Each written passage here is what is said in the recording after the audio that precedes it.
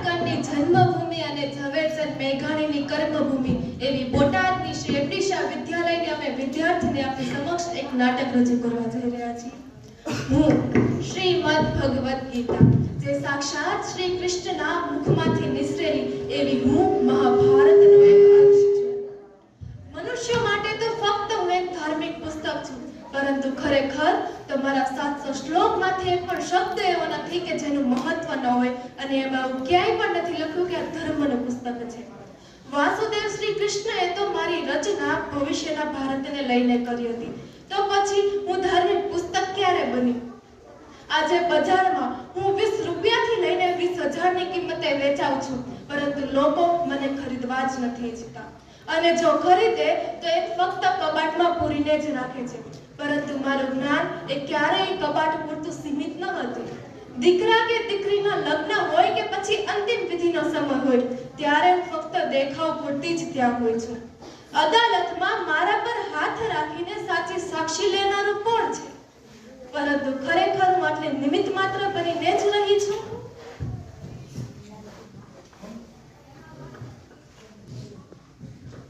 હે કેશવ, આ શ્રીમદ ભગવદ ગીતા શું છે? હે પાર્થ, ભગવદ ગીતા એક પવિત્ર ગ્રંથ છે। ભગવદ ગીતા એ અધ્યાત્મ જ્ઞાનનો કોષ છે। ભગવદ ગીતા એ હિન્દુઓના ધર્મ ગ્રંથ તરીકે ઓળખાય છે। ભગવદ ગીતા એ વિશ્વનો સૌથી શ્રેષ્ઠ ગ્રંથ છે। ભગવદ ગીતાની વ્યુત્પત્તિ આશરે 5550 વર્ષ પૂર્વે થઈ હતી। ભગવદ ગીતા એ વિજ્ઞાન છે। હે જનાર્દન, શ્રીમદ ભગવદ ગીતાનું જ્ઞાન આપના શરીરમાં પ્રવેશીને કાળ ભગવાને મને સંભળાવ્યું। હે વાસુદેવ, શું આ સત્ય છે? અને જો સત્ય હોય તો એનું પ્રમાણ આપો। હે પાર્થ, આ સત્ય છે। મેં ભગવદ ગીતામાં પણ ઘણા બધા પ્રમાણ આપ્યા છે, જેમાંના 6 શ્રેષ્ઠ છે, જેમાંથી હું તને 3 પ્રમાણ સંભળાવું છું। પ્રમાણ 1, ભગવદ ગીતા અધ્યાય 10માં જ્ઞાનદાતાએ વિરાટ રૂપ બતાવ્યું। પ્રમાણ 2, ભગવદ ગીતાના અધ્યાય 11માં અર્જુનની દિવ્ય દ્રષ્ટિ ખોલી। પ્રમાણ 3, ભગવદ ગીતાના અધ્યાય 11માં દેવતાઓ ટોળે ટોળાને ખાઈ રહ્યા છે, જેમાં મનુષ્યનું કોઈ અસ્તિત્વ જોવા મળતું નથી। વિષ્ણુ પુરાણ પ્રમાણ, કાળે પ્રતિજ્ઞા કરી હતી કે ક્યારે કોઈ તેનું વાસ્તવિક સ્વરૂપ નહીં જોઈ શકે, અને આજે પણ આપણે કાળ, કળયુગ વગેરે શબ્દોનો પ્રયોગ કરીએ છીએ, પરંતુ તેનું મૂળ અસ્તિત્વ આપણે જોઈ શકતા નથી। યુગે યુગે હું જન્મ ધારણ કરું છું અને ધર્મનું રક્ષણ કરું છું।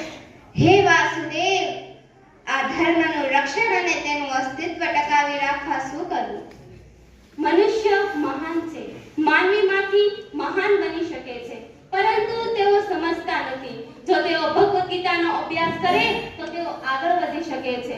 બધા જ જીવોને આડા બનાવ્યા છે ને સીધા ચાલે છે, પરંતુ મનુષ્યને સીધો બનાવ્યો હોવા છતાં તે આડો ચાલે છે। હે માધવ, આ વર્તમાન સમયમાં માનવીને સમજાવવા શું કરવું? ધર્મનું જતન મનુષ્યોથી જ થશે, અને ધર્મનું પતન પણ માનવીઓથી જ થશે। પરંતુ હે જનાર્દન, પતન નહીં પરંતુ જતન કઈ રીતે થઈ શકે? ધર્મનું જતન કર્મ, સંસ્કૃત અને સંસ્કૃતિથી જ થશે। જો માનવી ભગવદ ગીતાના 700 શ્લોકોનો અભ્યાસ કરે તો ક્યારેય અસભ્ય વર્તન નહીં કરે। હે વાસુદેવ, માનવી એક સામાજિક પ્રાણી છે, છતાં પણ સમાજને ગેરમાર્ગે દોરવાની મથામણો કરે છે। આવી બુદ્ધિ એનામાંથી ક્યાંથી આવે છે? આવા ખોટા અને ખરાબ કર્તવ્યો કરવાની તાકાત અમને ક્યાંથી મળે છે? પરિવર્તન વિના નવસર્જન શક્ય નથી। પરિવર્તન એ આ સંસારનો નિયમ છે। પરિવર્તનથી જ આ બધું થાય છે। બધા જ આપણે યુગોમાં જોઈ શકીએ છીએ, દ્વાપરયુગ, ત્રેતાયુગ, સત્યયુગ અને કળયુગમાં પણ આપણે પરિવર્તન જોઈ શકીએ છીએ। પરિવર્તનથી જ આ બધું થાય છે। આપણે સર્વએ ભગવદ ગીતા તરફ પ્રયાણ કરવાની જરૂર છે, અને ભગવદ ગીતાના અભ્યાસની જરૂર છે। હે મધુસૂદન, પરંતુ આ પરિવર્તન કઈ રીતે થઈ શકે?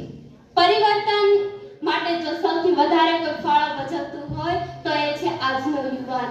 આજના યુવાન થકી જ પરિવર્તન શક્ય બનશે, પરંતુ આજનો યુવાન એ આધુનિક યુગમાં જીવી રહ્યો છે। તેને ભગવદ ગીતા વિશેનું સાચું જ્ઞાન નથી। જો તે ભગવદ ગીતાનો અભ્યાસ કરશે તો જ તે સફળ થઈ શકશે। અને આપણું જીવન સફળ થઈ શકશે. હે વાસુદેવ, આ ધર્મનું રક્ષણ કરવા અને આ કર્મનું ફળ ન ઈચ્છનાર પ્રાણી માટે શું કરવું જોઈએ? કર્મણ્યેવાધિકારસ્તે મા ફલેષુ કદાચન મા કર્મ ફલે હેતુર્ભૂ માર્તે સંગોત્સવ કર્મણિ. કર્મની ચિંતા કર્યા વગર આપણે કર્મ પર આપણે ધ્યાન દેવું જોઈએ અને તેની ફળની ચિંતા ન રાખવી, આશા ન રાખવી જોઈએ. આપણે પણ આ જ રીતે આગળ વધી શકશું અને ભગવદ ગીતાનો અભ્યાસ કરવો જોઈએ. હે વાસુદેવ, પરંતુ આજના શાળાઓ અને વિદ્યાર્થીઓમાં ગીતાના જ્ઞાનની પ્રાપ્તિ કેવી રીતે કરાવવી? આપણે સૌએ પણ સંજયભાઈ ઠાકરની જેમ ભગવદ ગીતાના અભ્યાસ વિશેના અથાગ પ્રયત્નો કરવા જોઈએ, જેના થકી જ આપણા સર્વનું જીવન સાર્થક થઈ શકશે. હે વાસુદેવ, આ સંજયભાઈનું ગીતા પાઠશાળાનું કર્તવ્ય તો શ્રેષ્ઠ થઈ રહ્યું છે, પરંતુ સર્વ લોકોએ આનો સહકાર આપવો પડશે. શાળાના વિદ્યાર્થીઓ થકી જ આ અથાગ પ્રયત્ન સફળ થઈ શકશે. વિદ્યાર્થીઓ અને શાળાઓમાં ગીતાના જ્ઞાનની પ્રાપ્તિ કરાવવી પડશે. આપણે સર્વે સાથે મળીને આ પ્રયત્નને સાકાર કરવો જોઈએ. શાળાના વિદ્યાર્થીઓ અને દરેક શાળાઓએ આ પ્રયત્નો કરવા જ જોઈએ.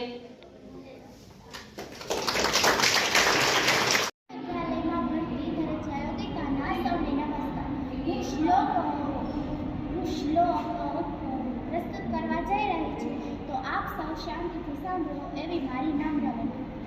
અધ્યાય 1 શ્લોક 1. ધર્મ ક્ષેત્રે કુરુક્ષેત્રે સમવેતાયુયુત્સવ મામકાઃ પાંડવાશ્ચૈવ કિમ કુર્વત સંજય. અધ્યાય 1 શ્લોક 45. અહોબત મહત્પાપં કર્તુમ વ્યવસિતા વયમ યદ્રાજ્ય સુખલોભેન કવિ શ્રી બોટાદની જન્મભૂમિ અને ઝવેરચંદ મેઘાણીની કર્મભૂમિ એવા બોટાદમાં આવેલી શ્રી એમડી શાહ વિદ્યાલયના ધોરણ 10 માં અભ્યાસ કરતી રોજાસરા કૃષ્ણાના આપ સર્વને નમસ્કાર. આજે હું આપની સમક્ષ શ્રીમદ ભગવદ ગીતાના શ્લોક રજૂ કરીશ, જેને શાંતિથી સાંભળવા આપ સર્વને વિનંતી. શ્રીમદ ભગવદ ગીતા અધ્યાય 1 શ્લોક 4. અત્ર સુરામહે સ્વાસા ભીમાર્જુન સમાયુધિ યુયુધાનો વિરાટશ્ચ દ્રુપદશ્ચ મહારથ. અધ્યાય 2 શ્લોક 27. જાતસ્ય હિ ધ્રુવો મૃત્યુ ધ્રુવં જન્મામૃતસ્ય ચ તસ્માદ પરિહાર્યેર્થે ન ત્વં શોચિતુમર્હસि. અધ્યાય 2 શ્લોક 48. એમડી શાહ વિદ્યાલયમાં અભ્યાસ કરતી ધોરણ 10ની વિદ્યાર્થીની કંજરિયા બેનની આપની સમક્ષ શ્લોકના રજૂ કરવા જઈ રહી છું. મને આશા છે કે આપ સૌ શાંતિથી સાંભળશો. યદા યદા હિ ધર્મસ્ય ગ્લાનિર્ભવતિ. શ્રી એમડી શાહ વિદ્યાલયના ધોરણ 10માં અભ્યાસ કરતી સોલંકી અસ્મિતાના નમસ્કાર. આજે હું એક વક્તવ્ય આપવા જઈ રહી છું, જેનો વિષય છે અભ્યાસક્રમ પર ગીતાનું મહત્વ. हर अभिशाप को वरदान बना सकती है गीता कि हर अभिशाप को वरदान बना सकती है गीता, मुश्किल से मुश्किल कार्य को आसान बना सकती है गीता. अगर श्री कृष्ण की वाणी पर विश्वास हो तो सामान्य से सामान्य इंसान को भगवान बना सकती है गीता, भगवान बना सकती है गीता. वसुदेव सुतं देवं कंसचारुणमर्दनं देवकी परमानंदम कृष्णं वंदे जगद्गुरु. अर्थात कंसने हरनारा एवा આ જગતગુરુ વાસુદેવ પુત્ર અને દેવકી નંદન શ્રી કૃષ્ણના ચરણોમાં સચ્ચત નમન સાથે મારા વક્તવ્યની શરૂઆત કરીશ.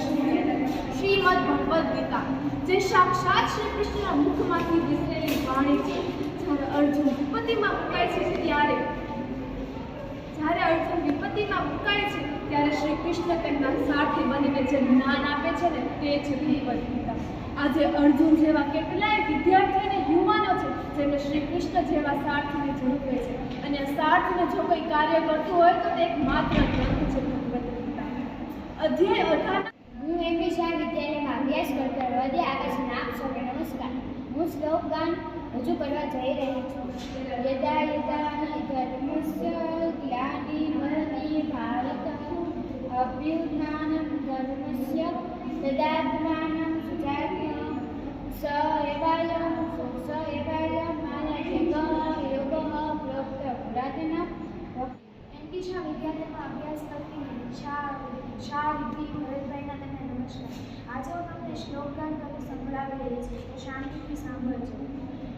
અયલેષુ ચ સર્વેષુ યથા ભાગમસ્તિકા વિશ્વમેવાભિરક્ષન્તુ ભવन्तः સર્વદેવહિ યદા યદા હિ ધર્મસ્ય ગ્લાનિર્ભવતિ ભારત અભ્યુત્થાનમસ્તે મા ફલેષુ કદાચન મા કર્મફલે ભૂતુ મા તે સંયોગ સ્તવૈવ કર્મણિ.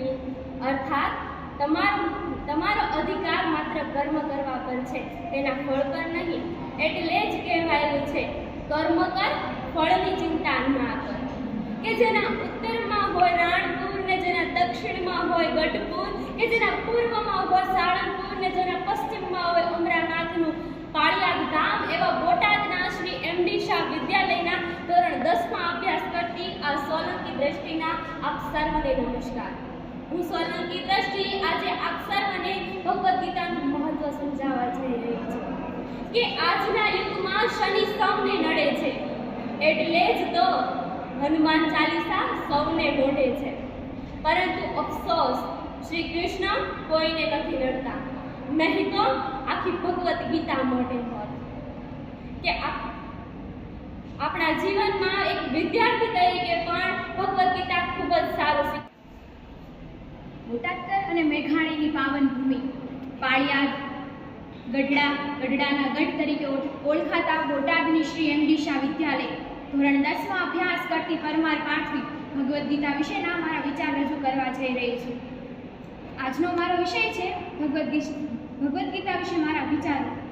વહાલા અહીં ઉપસ્થિત મંચસ્થ મહાનુભાવો અને વહાલા વિદ્યાર્થી મિત્રો, આપ સૌના અભિવાદનથી હું મારી વાણીની શરૂઆત કરું છું. વસુદેવ સુતં દેવં કાંચાણુર્મર્દનમ દેવકી પરમાનંદમ કૃષ્ણં વંદે જગદ્ગુરુ. કૃષ્ણના મુખમાંથી નીકળેલ અમૃત. માનનીય આચાર્ય શ્રી શિક્ષકો તથા મારા વહાલા વિદ્યાર્થી ભાઈઓ અને બહેનો, હું એમડી શાહ વિદ્યાલયમાં નવ અભ્યાસમાં કરતી મકવાણા જોશીના સત નમસ્કાર.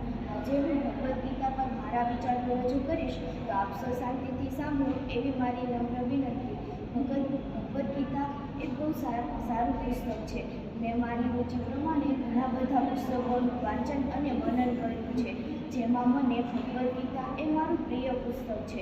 હિન્દુઓનું ધાર્મિક પુસ્તક એ શ્રીમદ ભગવદ્ ગીતા છે. શ્રીમદ ભગવદ્ ગીતા એ અત્યંત પ્રેરણાદાયક અને અત્યંત પ્રિય પુસ્તક છે.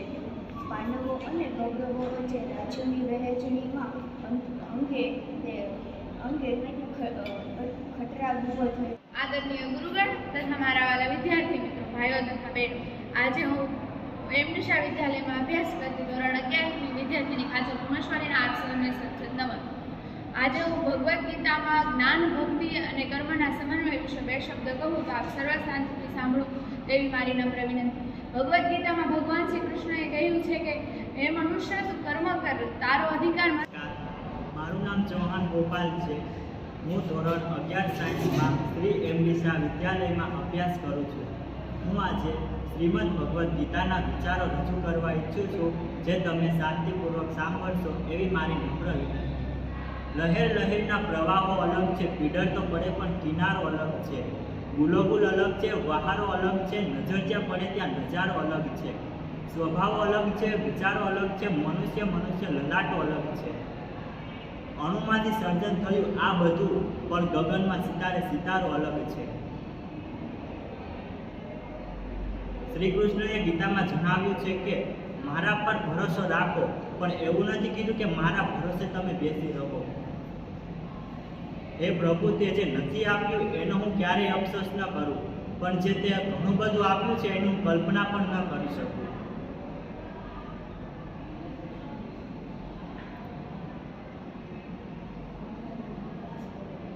સુખમાં બધા જ આપણને સાથ આપે છે, પણ દુઃખમાં તો માત્ર ભગવાન જ સાથ આપે છે.